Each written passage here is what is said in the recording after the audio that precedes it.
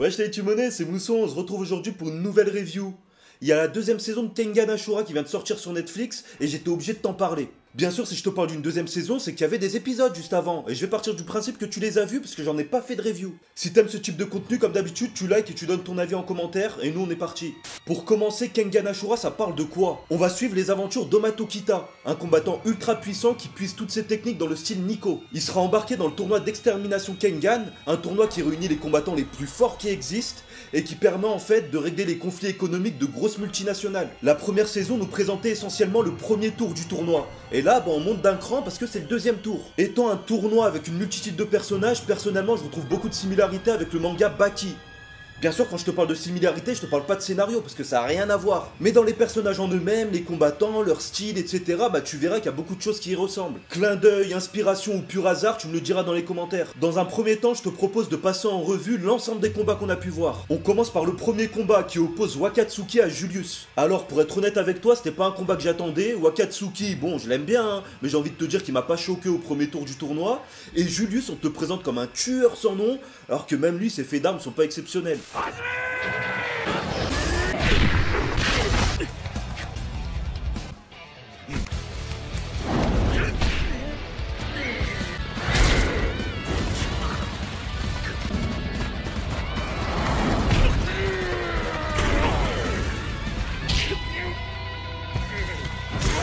Parlons de Julius pour commencer. Son histoire c'est exactement la même que Jack Hanma, pour ceux qui connaissent dans Baki justement. Alors lui, il s'est dopé aux stéroïdes, toutes les substances chimiques qui existent pour avoir le corps parfait et être ultra puissant. Peu importe qu'il y avait des dangers sur sa vie, etc. Donc il a subi des dingueries. De son côté, Wakatsuki, il est né avec des muscles ultra développés. Lui, il est né avec une pathologie qui indique que sa masse musculaire est 4 fois plus élevée qu'un humain lambda. Lui alors, c'est tout à fait naturel. Là, on est dans une opposition de style, on est d'accord. La personne qui s'est servi de la science pour devenir puissant, et le pélo qui s'est servi que de ses capacités naturelles justement. Résultat du combat, le naturel c'est beaucoup mieux parce que Wakatsuki l'a lavé. On passe au second combat avec Sekibayaki contre Muteba. Alors là c'est le combat le plus éclaté que j'ai vu depuis le début, on va être honnête. Ces deux combattants, ça va, je les aime bien, mais j'ai envie de te dire qu'ils ont pas le niveau pour être au second tour à mon sens. Sachant qu'au premier tour, il y a des Ryan Kouré qui ont été éliminés.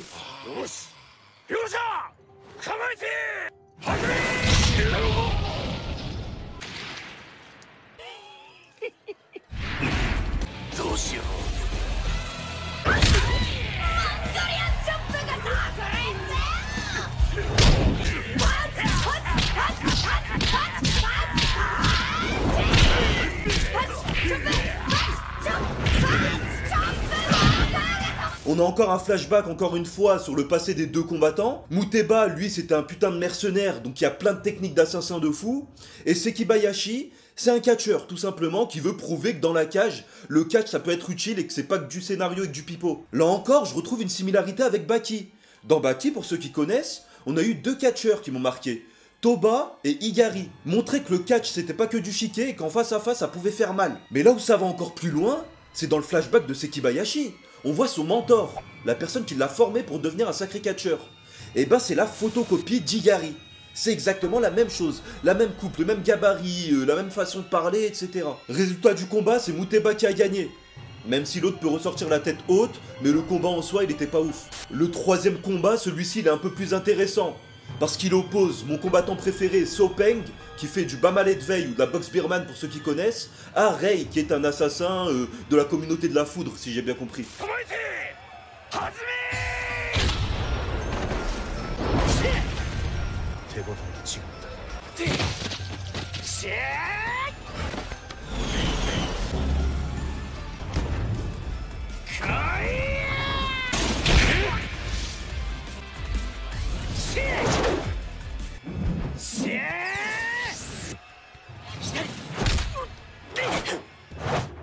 Pour le coup, au niveau du style de combat, il n'y a pas de grosse opposition. Par contre, il y a un réel enjeu là-dessus. Faut savoir que Sopeng vient du village de l'Aurore. Et avant son combat, il a appris que s'il perdait, son village allait être rasé pour être remplacé par une centrale électrique. Donc là, tu vas me dire, ouais, il a pas le choix de gagner. Sauf que Rei en face, il est ultra puissant, il a l'habitude de tuer. On a un vrai aperçu du style de combat de chacun, donc c'était assez impressionnant. Par contre, je reste un peu sur ma faim. Parce que justement, Sopeng qui fait du Bamalet de veille, sa technique principale c'était le coup de boule. Sauf qu'il n'a pas réussi à en placer un seul. C'était son attaque la plus puissante et la seule fois où il l'a placée, c'était contre le sol, ça a servi à rien. Fin du combat, c'est Rey qui l'emporte. Mais je reviens un peu sur l'enjeu que je t'ai parlé tout à l'heure. Et bah j'ai été aussi déçu parce qu'il n'y a pas de suite. Il perd son combat, il retourne se plaindre auprès de Kaolan et c'est fini. On sait pas du tout s'il y a une solution, si le village va être rasé, etc.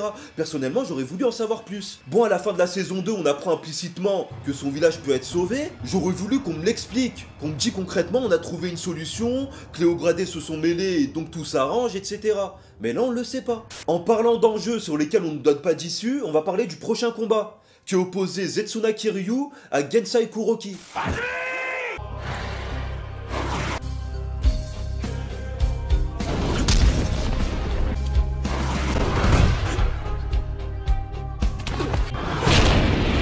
Kuroki, lui, c'est un vétéran combattant qui a une expérience de malade mental. Les deux ont survolé le premier tour. Ils ont aussi un passé commun, parce que Kuroki, c'est l'ancien meilleur ami du mentor de Setsuna, qui a été tué justement par Setsuna.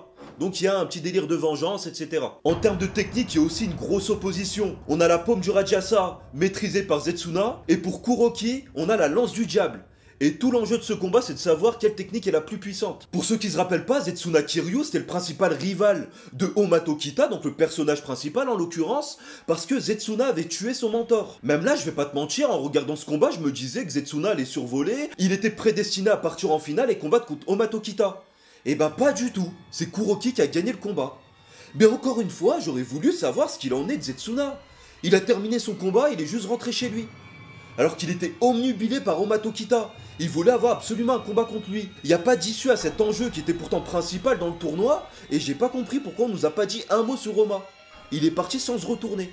L'avant-dernier combat, il était assez anecdotique. On avait Senatsumi contre un condamné à mort.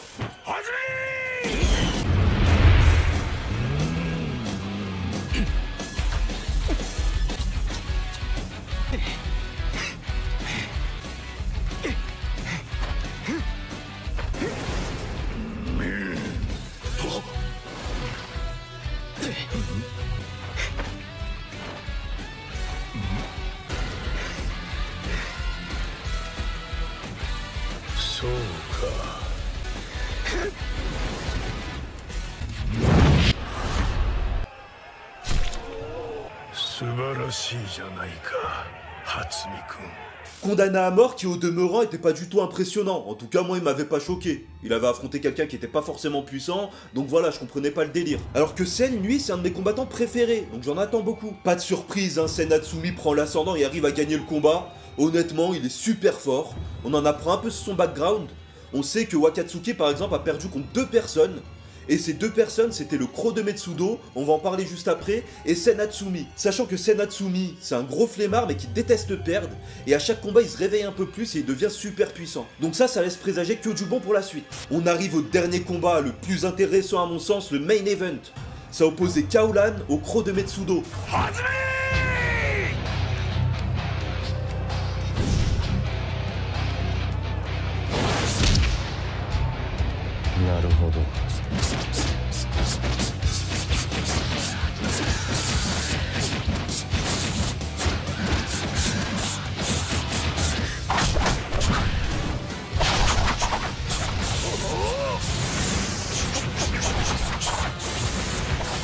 Croc de Metsudo qui est favori dans ce tournoi. Kaolan, lui, il pratique la boxe thaïlandaise.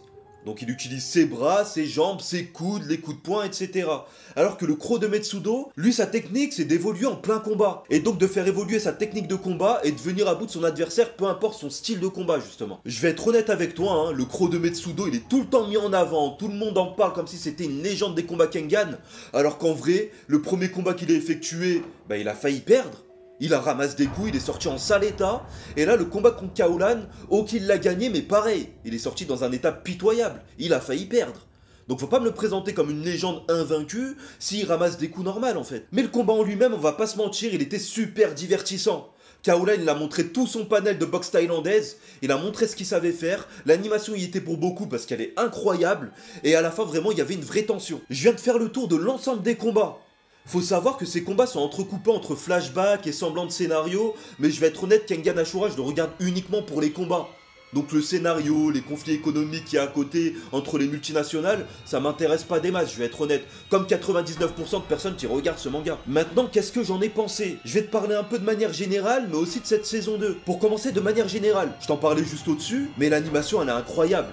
Honnêtement, la CGI, j'ai du mal un peu, j'ai eu du mal à m'y mettre, mais ça permet de faire des chorégraphies de malade mental et de détailler chaque coup. Ce qui est bien dans Kengan Ashura, c'est qu'ils reprennent des vraies techniques, des choses qui existent dans la vie réelle. Quand on parle de boxe thaïlandaise par exemple, on va te montrer la vraie manière de mettre un coup de genou, un coup de coude. Quand on parle du Bamale de veille, on va t'expliquer vraiment l'historique, pourquoi les coups de tête sont mis de telle manière, pourquoi ils ont réussi justement à endurcir leurs os, etc. Bien sûr avec l'esprit shonen, ils sont obligés de donner un gros impact au coup, etc.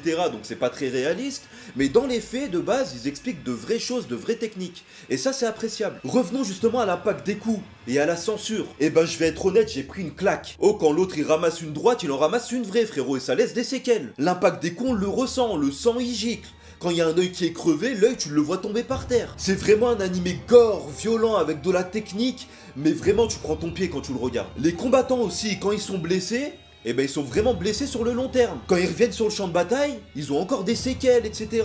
C'est pas comme dans les autres tournois où le pélo, il combat Broly par exemple, il se fait déboîter et le lendemain il revient, il est en pleine forme et il peut combattre contre Cell. Non, rien à voir là. Après les combats, on suit vraiment la convalescence des combattants, comment ils vont se remettre, etc. Et on a une petite tension de savoir si au prochain combat ils seront prêts. Maintenant, dans les points positifs, je suis obligé de te parler de l'ambiance du tournoi. Il y a de la vie de partout. L'entrée des combattants, elle est incroyable, avec des effets pyrotechniques, avec une présentation de fou qui donne envie de rentrer dans le combat.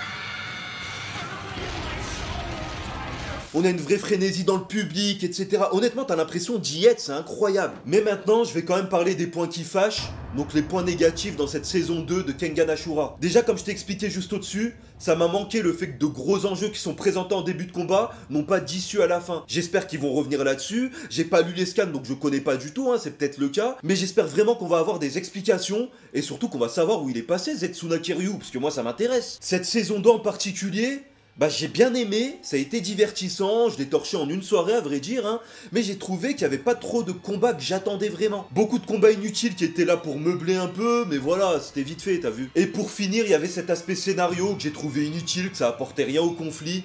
Donc honnêtement, on aurait pu s'en passer, surtout que ça ralentissait le rythme des combats. Moi j'aime bien, on est dans un tournoi, fais enchaîner les choses frérot. Donc à la limite, nous raconter les personnes qui sont en convalescence, nous montrer comment elle va, etc.